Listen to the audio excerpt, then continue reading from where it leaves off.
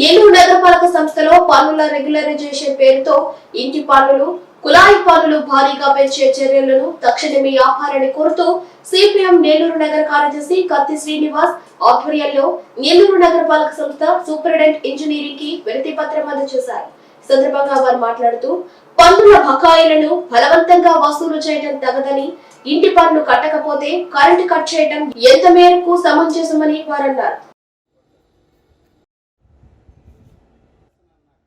Nellore municipal corporation పరిధిలో 54 వార్డుల్లో ఉన్నటువంటి ప్రతి ఇంటికి కొలతలు తీసి ఇంటి పన్నులు పెంచడానికి గానీ, అదేవిధంగా కుళాయి పన్నులు సక్రమంగా కడుతున్నారా లేదా, అట్లాగే ఉన్నటువంటి కుళాయిలన్నిటికీ కూడా డిపాజిట్లు చెల్లించారా లేదా అనే దానికోసం 166 టీములు, 54 వార్డులు 166 టీముల్ని నెల్లూరు కార్పొరేషన్ కమిషనర్ గారు నియమించారు. మొత్తం కార్పొరేషన్ సిబ్బందిని మొత్తం 54 వార్డుల్లో ఉన్నటువంటి ప్రతి గడప, ప్రతి స్థలాన్ని దొక్కేందుకు సిద్ధం చేశారు. నెల్లూరు నగరపాలక సంస్థలో ఉన్నటువంటి ప్రజల మీద పన్నుల మదింపు పేరుతో ఇంటి పన్నుల భారాన్ని మోపడానికే ఈ ప్రక్రియని ఈ ప్రభుత్వం చేపట్టింది. అదేవిధంగా కుళాయిలకు సంబంధించి కుళాయిల డిపాజిట్ల కోసం అని చెప్పి ప్రతి గడప దొక్కుతా ఉన్నారు.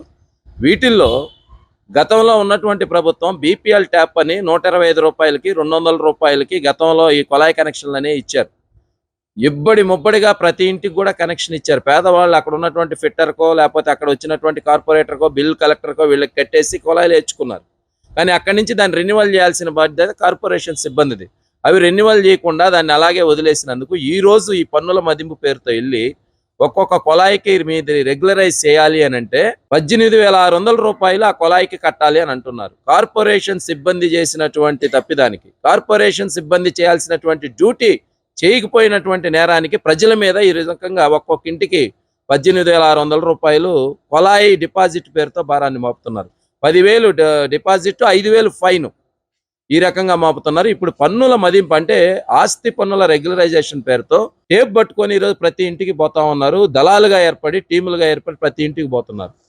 కోట్లకు పైగా ఆస్తి పన్ను డిమాండ్ కార్పొరేషన్కు ఉన్నది. వీళ్ళ యొక్క టార్గెట్ ఏంటంటే 200 కోట్ల నుంచి 250 కోట్లు దీన్ని ఎలా చేయాలి. మేము ఒకటే అడుగుతున్నాం, మీరు రెగ్యులరైజేషన్ అనేటటువంటిది 2022లో 198 జీవో వచ్చినప్పుడు ప్రతి ఇంటికి వెళ్ళారు. 1,40,000 అసెస్మెంట్లు నెల్లూరు మున్సిపల్ కార్పొరేషన్ లో ఉంటే ప్రతి అసెస్మెంట్ కి ఎంత అనేది మెజర్మెంట్ 2022లోనే తీశారు. మరలా టేప్ పట్టుకొని పోవడం అని అంటే దాని అర్థం ఏంటి? ఈరోజు పన్నుల మదింపు పేరుతో ప్రజల మీద తీవ్రమైనటువంటి భారాలు మోపడానికి ఈ ప్రభుత్వం సిద్ధమైంది. ఈ పన్నుల మదింపు అనేటటువంటి పేరుతో పన్నుల భారాన్ని మోపడాన్ని మేము తీవ్రంగా వ్యతిరేకిస్తున్నాం. ఈ కార్పొరేషన్ లో కార్పొరేటర్లుగా ఉండేవాళ్ళు ఉన్నారు, ఈరోజు మౌనం వహిస్తా ఉన్నారు. ఎందుకు మౌనం వహిస్తున్నారు? ఈరోజు అక్రమ లేఅవుట్లన్నీ కూడా ఈ కార్పొరేటర్లుగా ఉన్నటువంటి వాళ్ళవే. ఈరోజు ఉన్నటువంటి వ్యాపారాలు, వీళ్ళ వ్యాపారాలు కాపాడుకోవడానికి, వీళ్ళ అక్రమ లేఅవుట్లు కాపాడుకోవడానికి ఉన్నటువంటి ప్రభుత్వ రంగ సంస్థలు, కార్పొరేషన్ ఖజానాకి ఆదాయం రావాలి అని అంటే అనేక మార్గాలు ఉన్నాయి. మీరు అఖిలపక్షం ఏర్పాటు చేయండి.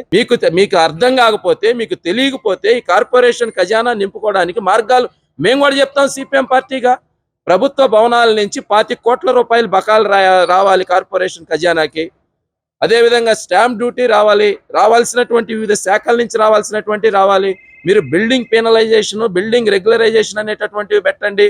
ఉన్నటువంటి 150 కోట్ల రూపాయలు కార్పొరేషన్కి ఆస్తి పన్నుకి రావాల్సినటువంటి 150 కోట్ల బకాయిల్లో 100 కోట్లు వడ్డీ, 100 కోట్ల రూపాయలు వడ్డీ వేస్తున్నారు. ఇంతకన్నా దారుణమైనటువంటి స్థితి మరొకటి ఉందా అని అంటున్నాం. వడ్డీ వ్యాపారాలు చేసుకుంటా, చక్ర వడ్డీలు వేస్తా, ఆస్తి పన్నుల్ని 1కి 100 రెట్లు ఈరోజు రెట్టింపులు చేస్తా ప్రజల మీద ఈ రకంగా భారాలు వేయడం ఎంత మేరకు సమంజసం? గతంలో ఆస్తి పన్నుని మార్కెట్ వాల్యూ ప్రకారం అని చెప్పి 198 జీవో తీసుకొస్తే ఆ రోజు బాదుడే అన్నారు. ఈరోజు అదే 198 జీవోను పెట్టుకొని కొలతలు పట్టుకుంటా, టేబుల్ పట్టుకుంటా 166 టీములు ఏర్పాటు చేసి ప్రజల మీద ఈరోజు తీవ్రమైనటువంటి భారాలు మోపడం ఎంత మేరకు సమంజసం? తక్షణమే ఈ చర్యల్ని ఆపాలి. ఈరోజు రిజిస్ట్రేషన్ వాల్యూ ప్రకారం ఇంటి పన్నులు అంటున్నారు. నెల్లూరు నగరపాలక సంస్థలో 100కి 90% పేద మధ్యతరగతి నివసించేటటువంటి ప్రాంతాల్లో రిజిస్ట్రేషన్ పట్టాలు లేవు. కాలువ కట్ల మీద కానీ, స్లమ్స్ మీద కానీ, మధ్యతరగతి నివసించే ప్రాంతాల్లో కానీ, చివరికి బాలాజీ నగర్ నడిబొడ్డులో సైతం రిజిస్ట్రేషన్ సౌకర్యం లేదు. కానీ రిజిస్ట్రేషన్ వాల్యూ ప్రకారం ఇంటి పన్నులు విధించడానికి టీములు పంపిస్తున్నారు. ఇది ఎక్కడ న్యాయం అంటున్నాం? ఈరోజు కుళాయిల్లో తాగేందుకు సక్రమైనటువంటి నీరు ఇస్తున్నటువంటి పరిస్థితి లేదు. కానీ ఈరోజు కుళాయి కనెక్షన్లు కట్ చేయడానికి 20,000 రూపాయలు 25,000 రూపాయలు జరిమానాల పేరుతో విధిస్తూ టీములు పంపిస్తున్నారు. ఇది సరైన చర్య కాదు. మరొక విషయం, బకాయిలు చెల్లించకపోతే ఆస్తి పన్ను, ఇంటి పన్ను బకాయిలు చెల్లించలేదు, ఏదైనా ఇబ్బంది అయి చెల్లించలేదు, కరెంటు కట్ చేయడం ఏంటి? ఇది ఎక్కడ దౌర్భాగ్యం అని మెడ మీద గొంతు మీద కత్తి పెట్టి నువ్వు కడతావా లేదా అని చెప్పి ఇంటి కరెంటు కట్ చేయడం, కొలాయి కనెక్షన్ కట్ చేయడం ఏంటి ఈ దుర్మార్గం? ఇది తీవ్రమైనటువంటి అన్యాయం. కరెంటు కట్ చేసే హక్కు ఎవరిచ్చారు ఈ ప్రభుత్వానికి? ఇంటి పన్ను కట్టకపోతే నోటీస్ ఇవ్వండి, జప్తు చేస్తామనేటటువంటి దాని కాల పరిమితిని విధించండి, 1, 2, 3 సార్లు చెప్పండి. అంతేగాని కరెంటు కట్ చేసి నువ్వు ఇంటి పన్ను కడితేనే కరెంట్ ఇస్తాం, లేకపోతే మంచినీళ్ళు ఇస్తామని చెప్పి ప్రజల్ని ఇబ్బందికి గురి చేసేటటువంటి చర్యలకు పాల్పడతా ఉన్నారు. బాలాజీ నగర్లో నిన్న 5 కుటుంబాలు రోధిస్తూ ఈరోజు గుప్పెట్లో ప్రాణాలు పెట్టుకొని పోయి అప్పులు తీసుకొచ్చి కట్టి ఆ కరెంట్ కనెక్షన్ ఇప్పించుకున్నారు.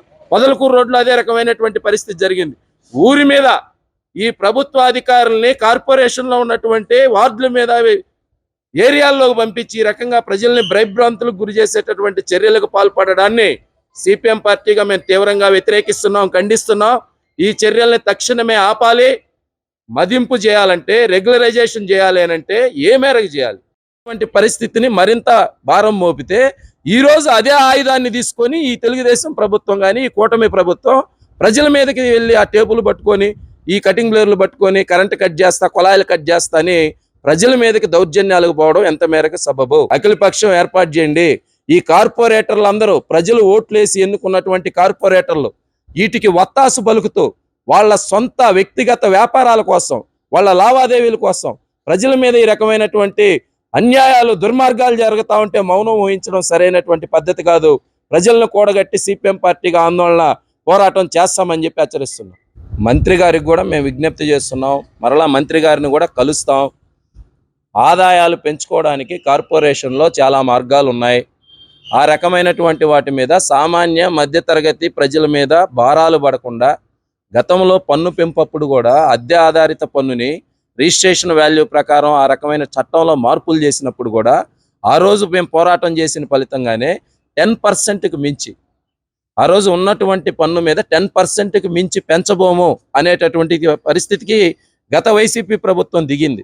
ఈరోజు టేపు పట్టుకొని పోతే ఏమంటారంటే మేమేం పెంచడం లేదండి, మేమేం పన్నులు పెంచడం లేదు, సరి చేయడానికి పోతున్నాం అంటారు. సరి చేయడం అంటే గతంలో హౌసింగ్ పథకంతో ఇందిరాగాంధీ హయాంలో హౌసింగ్ ఇల్లు శాంక్షన్ చేసి ఉంటారు. ఏదో అప్పో సప్పో చేసుకొని కూడబెట్టుకున్నటువంటి ఆ కొద్ది డబ్బులతో చిన్న రూమ్ కట్టుకో ఉంటారు, లేదా దాంట్లో చిన్న టైల్స్ వేసుకో ఉంటారు. ఇద్దరు పెరిగినటువంటి బిడ్డకి పెళ్లి చేసి సపరేట్ పోర్షన్ చేసి ఉంటారు. ఆ రోజు ఉన్నటువంటి రేటు ప్రకారం ఆడ పన్ను ఉంటుంది. కానీ ఈ రోజు రేటుకి సరి చేయడం అంటే 450 రూపాయల పన్నుని 4,500 చేయడమే. ఇది ఎంత మేరకు సబబు అని అంటున్నాం. ఆలోచించండి, ప్రజల సంక్షేమం ఆలోచించాలి, ఖజానా నింపడమే కాదు. దళితులు, గిరిజనులు, మైనారిటీలు, బలహీన వర్గాలు, నిరుపేదలు, సామాన్య మధ్యతరగతి వీరందరి సంక్షేమం ఎట్ట? మిగతా ఉన్నటువంటి ధనవంతులు, కమర్షియల్ లేఅవుట్లు, బిల్డింగ్ పెనలైజేషను, బిల్డింగ్ రెగ్యులరైజేషను, రావాల్సిన ప్రభుత్వ గ్రాంట్లు, రావాల్సిన ప్రభుత్వ బకాయిలు, ఇవి ఒక మార్గం ఉన్నాయి. ఈ మార్గాలు ఆలోచించకుండా ఒక ప్రైవేట్ కన్సల్టెన్సీ మాదిరి, ఒక ప్రైవేట్ కంపెనీల మాదిరి ఇలా వ్యవహరించడం సరికాదు. పెంచుకోవడానికి అనేక మార్గాలు ఉన్నాయి, ఇవి సరైన చర్యలు కాదు. తక్షణమే ఇవి ఆపండి అని చెప్పి సిపిఎం పార్టీగా మేము డిమాండ్ చేస్తున్నాం. అలా కాని పక్షంలో ప్రజలతో కలిసి ఈ కార్పొరేషన్ కార్యాలయాన్ని ముట్టడిస్తాం. ఎక్కడైనా ప్రజల ఇళ్ల మీద పడి కరెంటు కట్ చేస్తాం, నీళ్లను కట్ చేస్తామని అంటే ఊరుకునేది లేదు అని చెప్పి సిపిఎం పార్టీ నగర కమిటీగా హెచ్చరిస్తున్నాం. ఈ రాష్ట్రంలో నెల్లూరు మున్సిపల్ కార్పొరేషన్లో పట్టణ సంస్కరణలకి ప్రయోగశాలగా మార్చేశారు. ఈ రాష్ట్రంలో మొట్టమొదటిసారిగా నెల్లూరు మున్సిపల్ కార్పొరేషన్లోనే ఈ ప్రయోగాలు అనేటటువంటి పట్టణ సంస్కరణలు అనేది ఒక రోల్ మోడల్గా చేసి మిగతా ప్రాంతాలకు పంపించడానికి ఈ రకమైన ప్రయత్నం చేస్తూ ఉన్నారు. ఇంకా రాష్ట్రంలో ఎక్కడా కూడా అమలయ్యేటటువంటి పరిస్థితి కనపడలేదు. ఒకవేళ మీరు రాష్ట్రం అంతా చేయాలన్నా ఇది పద్ధతి కాదంటున్నాం మేము. రాష్ట్రం అంతా చేయాలన్నా ఇది పద్ధతి కాదు. మొన్ననే ముఖ్యమంత్రి చంద్రబాబు నాయుడు గారు అసెంబ్లీలో మాట్లాడుతూ జిల్లా రోడ్లకు కూడా మేము టోల్ గేట్లు పెడతాం. నెల్లూరు ట్రంక్ రోడ్డుకి ఏమైనా టోల్ గేట్ పెడతారా? మైపాడు రోడ్డుకి టోల్ గేట్ పెడతాం, ముత్తుకూరు రోడ్డుకి టోల్ గేట్లు పెడతాం. ఇవే సంస్కరణలు, ఇవే అభివృద్ధి, ఇవేనా సూపర్ 6 అంటే? ఇది సరైనటువంటి పద్ధతి కాదు. పట్టణ సంస్కరణ పేరుతో ప్రజలను ఇబ్బంది పెట్టేటటువంటి చర్యలు, మీకు నిజంగా చిత్తశుద్ధి ఉంటే కేంద్ర ప్రభుత్వం నుంచి తీసుకురావాల్సినటువంటి గ్రాంట్లు ఏ మేరకు తీసుకొస్తున్నారు? ఏ మేరకు ఈ కార్పొరేషన్ గ్రాంట్లు రాబట్టారు? కేంద్ర ప్రభుత్వ వాటాలోంచి గతంలో 14th ఫైనాన్స్, 15th ఫైనాన్స్, ఇటువంటి అనేక ఫైనాన్స్ గ్రాంట్లు వచ్చేవి. రకరకాల గ్రాంట్లన్నీ వచ్చాయి. ఈరోజు గ్రాంట్ అనే మాట లేదు. అప్పులే సర్వం అప్పులమయం చేసి ఈ రకమైనటువంటి పేరుతో ప్రజల మీద భారాలనేటటువంటి మోపుతున్నారు. ఇవి సరైన చర్యలు కాదు. ప్రజల సంక్షేమం గురించి ఆలోచించాలి. నెల్లూరు నగరపాలక సంస్థ పరిధిలోని 54 డివిజన్లలో ఇంటి పన్నులు, కుళాయి పన్నులు పెంచుతూ సచివాలయాల పరిధిలో టీములు వేసేసి ఈరోజు ప్రతి ఇంటిని కొలుస్తూ రకరకాలైనటువంటి సామాన్య ప్రజల దగ్గర నుంచి అందరిని కూడా ఇబ్బంది పెట్టేటటువంటి పరిస్థితి ఈరోజు కార్పొరేషన్ పరిధిలో జరుగుతుంది.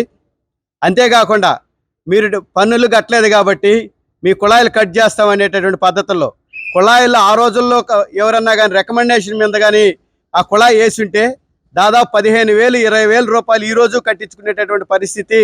ఒక పక్క కుళాయికి 20,000, అదేవిధంగా ఇంటి పన్ను ఏదైనా బకాయి ఉంటే అది ఒక 20,000, మొత్తం దాదాపు 50,000 రూపాయలు కట్టించుకునేటటువంటి ఒక సామాన్య కుటుంబం దగ్గర 50,000 రూపాయలు కట్టించుకునేటటువంటి పరిస్థితి ఈరోజు కార్పొరేషన్ చేస్తుంది. మేము ఒకటే అడుగుతున్నాం, ఒకటి ముందస్తు చర్యలు లేకుండా, ముందస్తు సమాచారం లేకుండా ఈ విధమైనటువంటి పద్ధతుల్లో కట్టించుకోవడం తప్పు అనేటటువంటి సిపిఎం పార్టీగా మేము తెలియజేస్తున్నాం. దాంతోపాటు కట్టించుకునేటటువంటి పరిస్థితుల్లో మీరు సౌకర్యాలు ప్రజలకు ఏం చేస్తున్నారు? ఏ విధమైనటువంటి పద్ధతుల్లో ఈరోజు కుళాయిల్లో నీళ్ళు వస్తున్నాయి? ఆ ప్రాంతంలో పారిశుద్ధ్యం ఏమైనా మెరుగుపడుతుందా? జనాభాలకు అనుగుణంగా నెల్లూరు జనాభాగా పెరిగినటువంటి జనాభాకు అనుగుణంగా పారిశుద్ధ్య కార్మికులు పెంచి ఆ ప్రాంతంలో శుభ్రం చేసేటటువంటి పరిస్థితి ఉందని చెప్పేసి మేము అడుగుతున్నాం. నెల్లూరు నగరంలో ఏ కుళాయిల్లో కూడా తాగేందుకు గుక్కెడు మంచినీళ్ళు ఇచ్చేటటువంటి పరిస్థితి లేదు. కానీ లాస్ట్కి పోసుకునేందుకు, స్నానం చేసేందుకు కూడా పనికొచ్చేటటువంటి పరిస్థితులు ఈరోజు వాటర్ కుళాయిల్లో రావట్లే. ఇవి పరిశీలించట్లా కార్పొరేషన్ అధికారులు. మీరు ఇంటి పన్నులు కట్టండి, లేదంటే కుళాయి పన్నులు కట్టండి, ఆ డబ్బులు మేము ఖజానాలో నింపుకోవాలనేటువంటి పద్ధతుల్లో చేస్తున్నారు. కానీ ఖజానాని నింపుకునేటటువంటి పద్ధతుల్లోనే ప్రజల సౌకర్యాలు కూడా తీర్చాలి. ప్రజల సౌకర్యాలు తీర్చకుండా నువ్వు ఖజానాన్ని నింపుకుంటావంటే సిపిఎం పార్టీ ఒప్పుకోదు. అందుకని ఉండేటటువంటి పరిస్థితుల్లో వాళ్ళకి నోటీసులు ఇచ్చి ఇద్దో ఈ లోపం మీరు కట్టండి అనేటువంటి పద్ధతుల్లో విడతల వారీగా ఇన్స్టాల్మెంట్ ప్రకారం కట్టించుకోవాలి తప్ప మీరు కట్టలేదు కాబట్టి మీ కుళాయి కట్ చేస్తాము, అదేవిధంగా మీ కరెంటు కట్ చేస్తాము, మీకు రకరకాలైన ఇబ్బందులు పెడతాం అనేటువంటి పెన్షన్ కట్ చేస్తాము, మీకు ఏదైనా ప్రభుత్వ వచ్చేటటువంటి ఆదాయాలు అన్నీ కూడా కట్ చేస్తాం అనేటువంటి పద్ధతుల్లో ఈరోజు చెప్పడం అనేటటువంటి దుర్మార్గం అనేటువంటి చర్య. ఉండేటటువంటి నెల్లూరులో ఒక రాష్ట్రంలోనే ఒక ట్రయల్గా ముందు నెల్లూరుని చేసిన తర్వాత రాష్ట్రంలో వినియోగిస్తామనేటటువంటి ఈరోజు మంత్రి గారు కూడా సరైనటువంటి ఇది చర్య కాదనేటటువంటి చెప్పదలుచుకున్నాం. ఇప్పటికైనా కానీ ప్రభుత్వం కానీ కార్పొరేషన్ అధికారులు కానీ ఈ విధమైనటువంటి ప్రజల మీద ఇంటి పన్నులు బాధుడు అనేటటువంటి చేయడం, వీరబాధుడు అనేటటువంటి పద్ధతుల్లో విధించడం అనేటటువంటి కరెక్ట్ అయినటువంటి చర్య కాదు. ఈ విధమైన పద్ధతుల్లో మీరు కొనసాగిస్తే సిపిఎం పార్టీగా మేము ఉద్యమాలు, పోరాటాలు చేస్తామని చెప్పేసి ఈ కార్పొరేషన్ అధికారులకు కానీ ప్రజాప్రతినిధులకి మేము హెచ్చరిస్తున్నాం.